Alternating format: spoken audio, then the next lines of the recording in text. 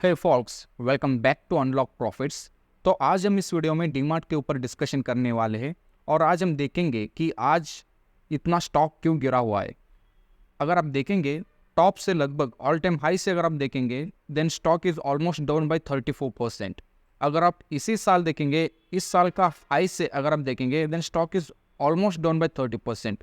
Usually large cap companies में इतना ज़्यादा फॉल नहीं होता है, but when it comes to DMart ये ऑलरेडी हो चुका है। Then what is the main reason for this fall? So we all know that DMart is into retail. Actually जो FMGC गुड से इवन रिटेल का जो प्रोडक्ट्स है वो सेल करता है, यानी कि अवेन्यू सुपरमार्ट्स का यही एक मेन बिजनेस है। और देखा जाए तो यहाँ पे इस सेक्टर में थोड़ा सा स्लोडाउन हमें दिख रहा है। That is the main reason. यहाँ पे अर्निंग्स इसका वैल्यूएशन मैच नहीं कर रहे। That was the main reason behind this fall. Let's get into fundamentals first, और उसके बाद हम ब्रोकर्स का रिपोर्ट्स देखेंगे और उसके बाद हम थोड़ा टेक्निकल एनालिसिस करेंगे और फाइनली हम एक वर्डिक्ट पे आएंगे कि आखिर इस स्टॉक में क्या करना चाहिए। सो बिजनेस स्टैंडर्ड के एक बहुत ही बढ़िया आर्टिकल था जहाँ पे अगर आप देखेंगे DMart share plunge 9% as it misses Q2 street estimates. जो ब्रोकरेज है उनका भी जो यहाँ पे एनालिसिस निकल के आ रहा है या उनका भी जो व्यू निकल के आ रहा है ना, वो बहुत ही अपोजिट है।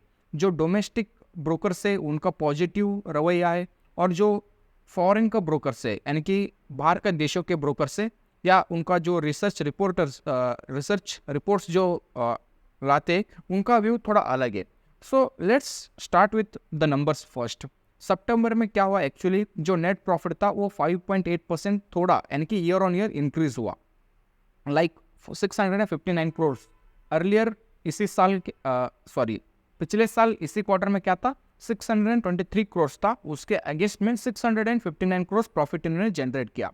देखा जाए क्वाइट गुड नंबर्स, बट जो एक्सपेक्टेशन था वो ज़्यादा था इन सेक्टर में। Therefore the stock always used to trade at high premium. अगर आप इसका वैल्यूएशंस देखेंगे, इसका पी रेशियो ऑलवेज अबो 100 था, 100x पे ट्रेड कर रहा था। Of course, now it has fallen back to below 100. अगर आप देखेंगे revenue also rose by 14.4% annually.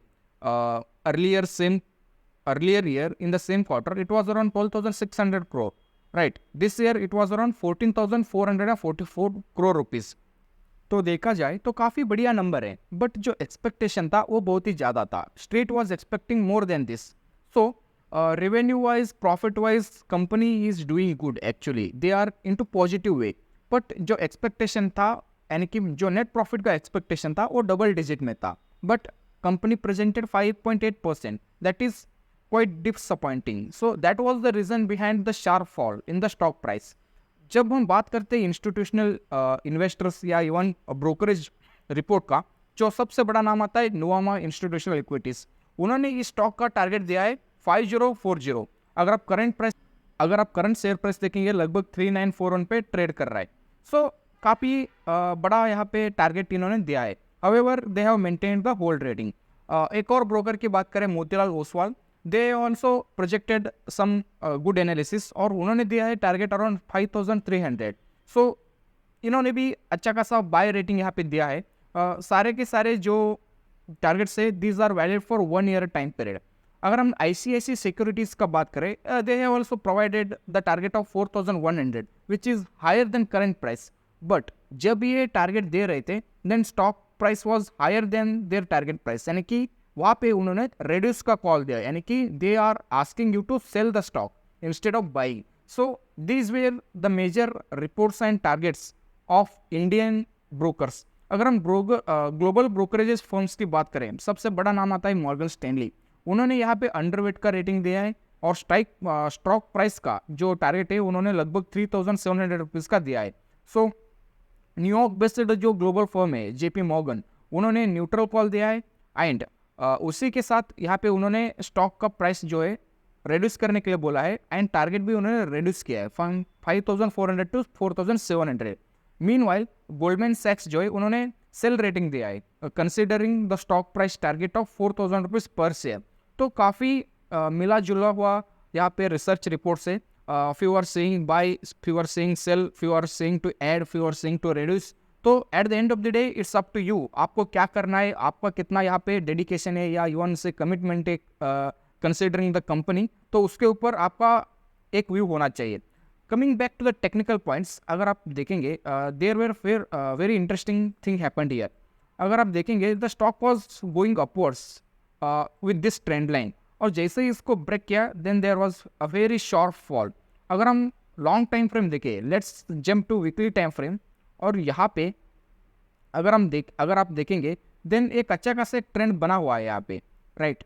इस यहाँ पे ही स्टॉक होल्ड कर रहा है. अगर आज या इस वीक यहाँ पे एक नीचे क्लोजिंग देता है with good value, then again the stock will be going further down. ये तो इनविटेबल है considering the overall markets and market sentiments. यहाँ पे थोड़ा वीकनेस तो है. And one thing I would always like you to consider, इस level को आप हमेशा याद रखो, 3243 3243 is the only last hope. Of course यहाँ पे बीच में थोड़ा अच्छा खासा यहाँ पे सपोर्ट है, like the immediate next support is at 3566 rupees. अगर ये ब्रेक होता है then the ultimate support for this stock is around 3243 rupees. तो यहाँ तक आप वेट कर सकते. Still valuations are on higher side, the results are not as the market was expecting. So you should be cautious and you should make your own research and you have to come to a conclusion. So thanks for joining in. God bless you all.